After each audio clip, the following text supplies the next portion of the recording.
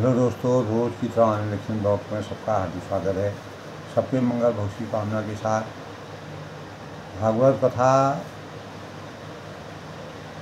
के प्रसंग में, आज के प्रसंग में दोस्तों, परीक्षित की दिग्विजय तथा धर्म और पृथ्वी का संवाद।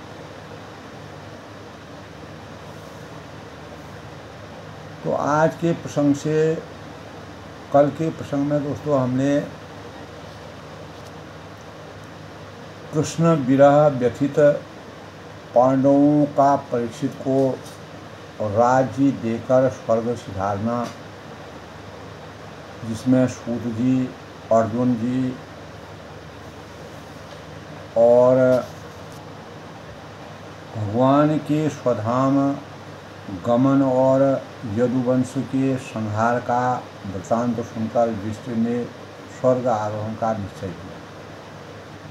तो कुंती ने भी अपने हृदय को भगवान श्री कृष्ण में लगाकर इस जन्म मृत्यु रूप संसार से अपना मुंह मोड़ लिया। तो महाराज युधिष्ठिर ने अपने विजयी पौत्र परीक्षित को पृथ्वी के सम्राट पद पर हस्तिनापुर में अभिषिक्त किया और युधिष्ठिर ने अपने सब वस्त्र आभूषण आदि वहीं छोड़ दिए और ममता और अहंकार से रहित होकर समस्त बंधन काट डाले। तो भीमसेन, अर्जुन आदि युधिष्ठिर के छोटे भाई भी श्री कृष्ण के चरणों की प्राप्ति का दृढ़ निश्चय करके अपने बड़े भाई के पीछे पीछे चल पड़े। तो पांडवों के हृदय में भगवान श्री कृष्ण के चरण कमलों के ध्यान से भक्ति भाव उमड़ आया। उनकी बुद्धि सर्वथा निष्पाप होकर भगवान श्री कृष्ण के स्वरूप में अनन्य भाव से स्थिर हो गई। तो फलतः उन्होंने वह गति प्राप्त की जो विषय आसक्त पुरुष, अनेकों भौतिक आस्थाओं से आसक्त जो पुरुष को कभी प्राप्त नहीं हो सकता। तो भगवान के प्यारे भक्त पांडवों के महाप्रियाण की इस परम पवित्र और मंगलमयी कथा को जो पुरुष श्रद्धा से सुनता है, मनन करता है, वह निश्चय ही भगवान की भक्ति और मोक्ष को प्राप्त करता है।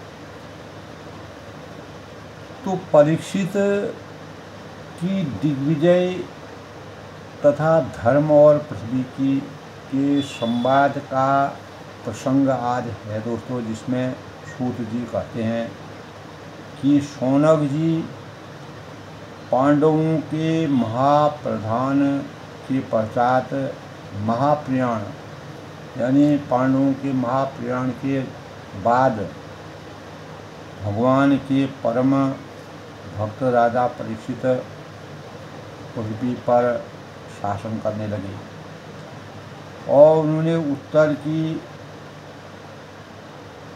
पुत्री इरावती से विवाह किया और उससे उन्होंने जन्मेंजय आदि 4 पुत्र उत्पन्न किए। तो परीक्षित जी की दिग्विजय तथा धर्म और पृथ्वी का संवाद।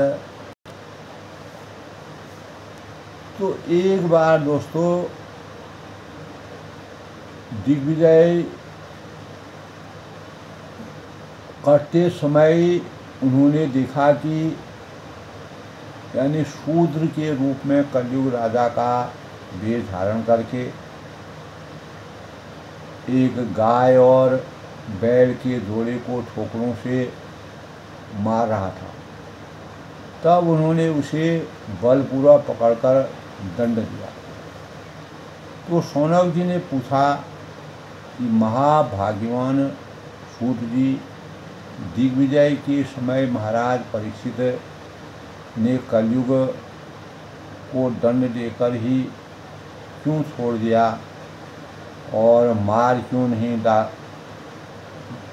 डाला? क्योंकि राजा को वंश धारण करने पर भी, यानी अनेक वेश धारण करने पर भी, अनेक प्रकार के वेश धारण करने पर भी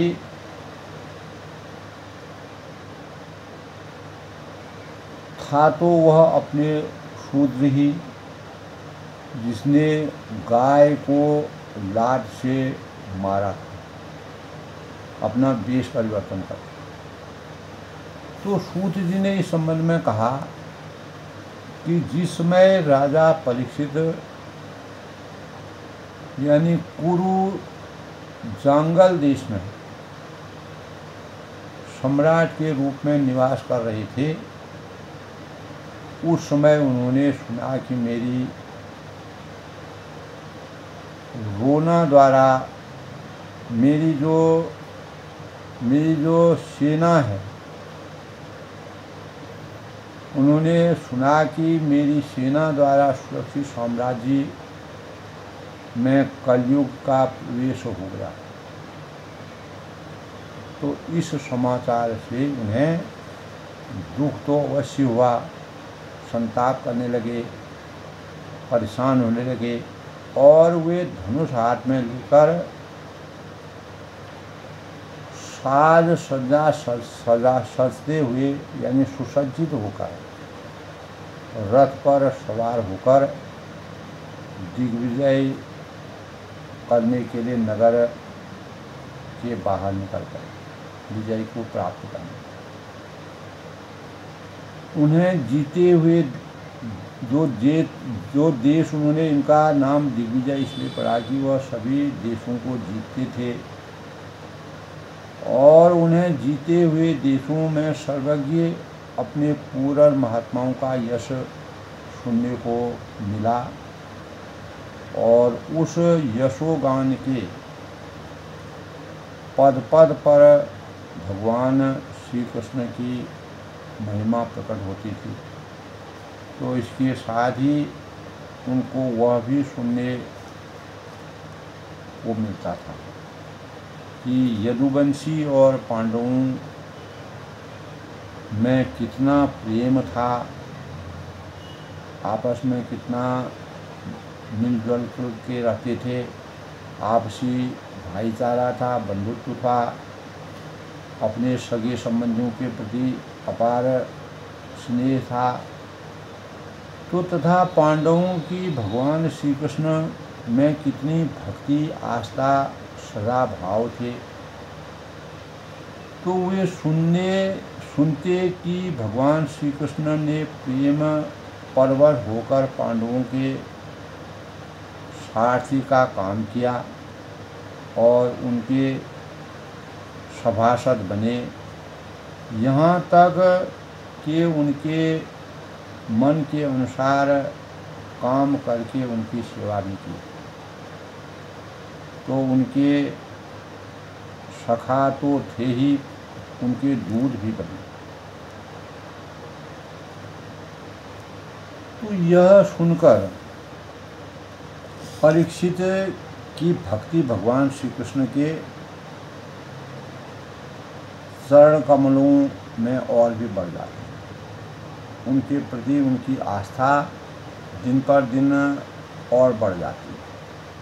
तो इस प्रकार से जो वह देशों को दिग्विजय, अनेकों देशों को जीत करके वह कह रहे थे कि उन्हीं दिनों उनके शिविर से थोड़ी दूर पर एक आश्चर्यजनक घटना घटी। धर्म बेल का रूप धारण करके एक पैर से घूम रहा था, तो एक स्थान पर उसे गाय के रूप में पृथ्वी मिली। पुत्र की मृत्यु से दुखी माता के समान उसके नेत्रों से आंसुओं के झरने झर रहे थे, अर्थात आंसू निकल रहे थे। उसका शरीर श्रीहीन हो गया, भगवान के चरणों में यानी चला गया धर्म पृथ्वी। तब धर्म पृथ्वी से पूछने लगा। भागवत कथा में दोस्तों अनेकों इस प्रकार के प्रसंग हैं जो हमारे वास्तविक ज्ञान की पराकाष्ठा को उजागर करते हैं। तो धर्म ने कहा कि कल्याणी, पृथ्वी से कहा कि कल्याणी कुशल से तो हो, तुम्हारा मुख कुछ मलिन सा हो रहा है, तुम दुखी हो रही हो, इसका क्या कारण है? मालूम होता है कि तुम्हारे हृदय में कुछ न कुछ दुख अवश्य है। तो क्या तुम्हारा कोई सगे संबंधी दूर देश में चला गया है जिसके लिए तुम इतनी चिंता कर रही हो? कहीं तुम मेरी चिंता तो नहीं कर रही हो कि अब इससे 3 पैर टूट गए हैं,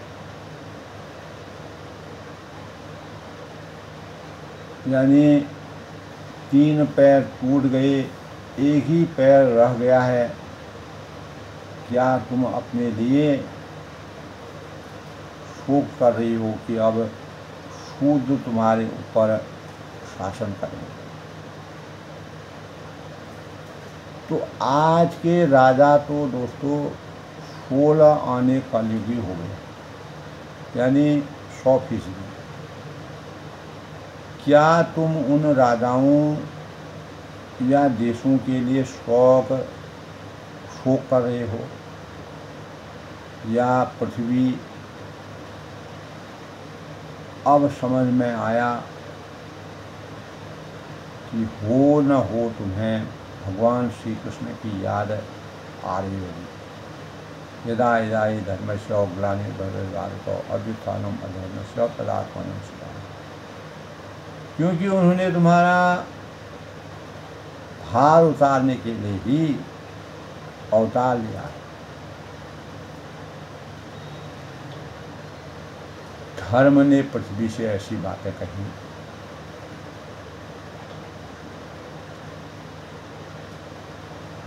तो भगवान श्री कृष्ण तुमको याद आ रहे होंगे, क्योंकि उन्होंने तुम्हारा भार उतारने के लिए इस अपना अवतार लिया है। उन्होंने ऐसी लीलाएं की जो मोक्ष का अवलंबन है, मोक्ष का सहारा है। जब उनके लीला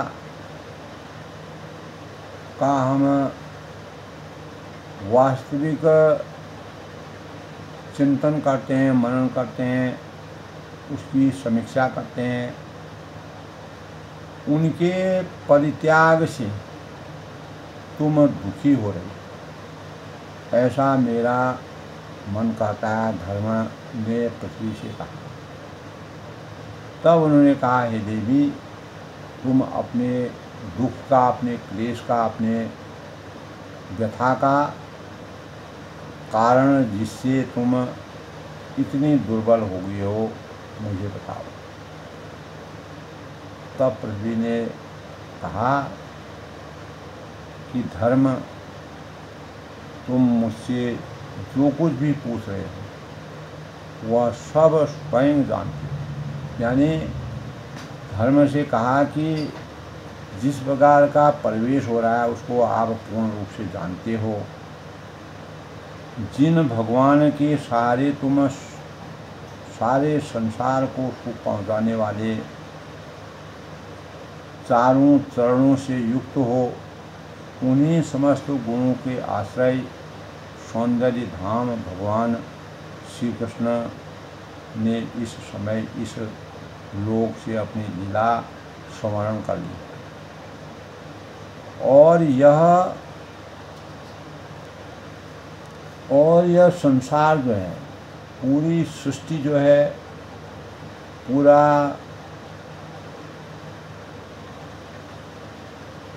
संसार महानाट्यशाला जो है कलयुग की कुदृष्टि का शिकार हो गया है। कलयुग के अभिशापों से परित्यक्त हो गया है, उससे आच्छादित हो गया है। यही देखकर मुझे बड़ा दुख हो रहा है। ये पृथ्वी का कि आगे क्या होगा। भगवान के श्री चरणों से शोभायमान होने के कारण, भगवान के श्री चरण जब पृथ्वी मेरे ऊपर रहते हैं तो मुझे महान वैभव प्राप्त हुआ है। मैं महान वैभवशाली हूँ और मेरी तीनों लोकों में बढ़कर शोभा हुई थी। मेरा सौंदर्य बड़ा था, मेरी शोभा बड़ी थी, परंतु मेरे सौभाग्य का जब अंत हो गया तो भगवान ने मुझे अभागन ही छोड़ दिया। भगवान की दया दृष्टि भी समाप्त हो गई। तो पृथ्वी के अंतःकरण में जो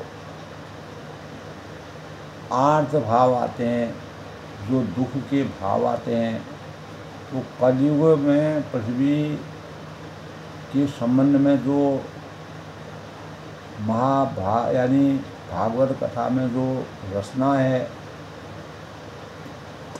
तो मुझे अपने सौभाग्य पर गर्व हो गया था। इसलिए उन्होंने मुझे यह दंड दिया। यानी भगवान की पराकाष्ठा को प्राप्त करके भगवान ने मुझ अभागिन को छोड़ दिया और मुझे इसका एहसास होता है कि मुझे घमंड हो। तो जिन्होंने अपनी, तब वह धर्म से कहती हैं पृथ्वी कि जिन्होंने अपनी प्रेममयी चितवन चेतना से, अपने भाव से, अपने सुंदर विचारों से, मनोहर मुस्कान से, खुशियों की सौगात से और मीठी मीठी बातों से सत्य मामा आदि मधुमयी माननीयों के मान सम्मान के साथ धीरज को भी छीन लिया। यानी धीरज धरने अंतरोगता मनुष्य के पास जब सुख दुख आता है तो धैर्य धारण करने के भावों से हम अपने को दुखों से मुक्ति पा करके अपने जीवन को संयम बढ़ाते हैं। तो वह धीरज भी जो है छीन लिया था और जिसके कारण, जिसके चरण कमलों से के स्पर्श मात्र से ही मैं निरंतर आनंद से पुलकायमान रहती थी, प्रसन्न रहती थी, खुश रहती थी। तो वह धैर्य भी मेरा जाता रहा, वो भी भगवान ने छीन लिया। तो उन परम पुरुष पुरुषोत्तम भगवान श्री कृष्ण का विरह भला कौन सह सकता है। तो पृथ्वी भगवान के चरण कमलों के लिए किस प्रकार से आशंकित हैं, किस प्रकार से अपने धैर्य को भी खोने का मन बनाती हैं। तो तभी भगवान श्री कृष्ण ने जब जब धर्म की हानि हुई, अधर्म की वृद्धि हुई, तब इस पृथ्वी मंडल में भगवान ने अपना अवतरण लिया। तो धर्म और पृथ्वी, महाभारत में दोस्तों इसका बड़ा रहस्यमय प्रसंग है। मुनि वेद व्यास जी ने बड़ा ही हृदय स्पर्शी वर्णन किया है। धर्म और पृथ्वी इस प्रकार परस्पर आपस में बातचीत कर रहे थे कि उसी समय राजर्षि परीक्षित सरस्वती के तट पर आ पहुँचे। तो परीक्षित जी सरस्वती के तट पर आते हैं। इसीलिए भागवत कथा में परीक्षित की जो दिग्विजय थे, जिन्होंने सभी राजाओं की शक्ति को में विजय प्राप्त कर दी थी, तथा धर्म और पृथ्वी का संवाद का जो रहस्य है उसके वास्तविक भावों की समीक्षा करते हुए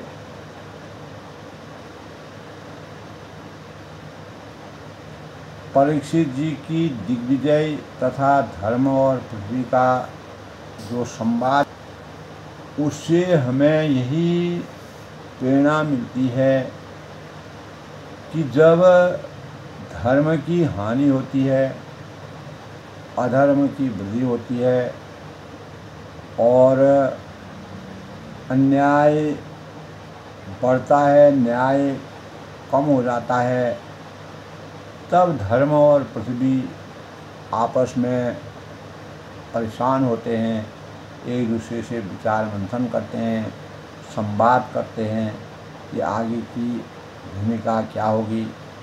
तो कलयुग में दोस्तों धर्म और पृथ्वी के बीच में जो अनेक प्रकार के कटाक्ष भाव, अनेक प्रकार के सामाजिक परिवर्तन हो रहे हैं, उन कष्टों को पृथ्वी, एक तरफ पृथ्वी है, दूसरी तरफ धर्म है, तो दोनों के बीच परामर्श, विचार विमर्श होता है।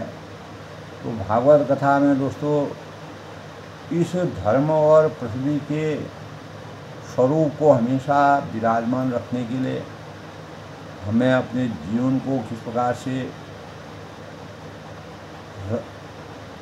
बचा कर रखना चाहिए, उसके लिए क्या नियंत्रण करने चाहिए, किन भावों के से अपने को सुरक्षित रखना चाहिए और अपने अस्तित्व को बचाने के लिए भगवानों के रहस्य का चिंतन मनन करते हुए वास्तविक स्वरूप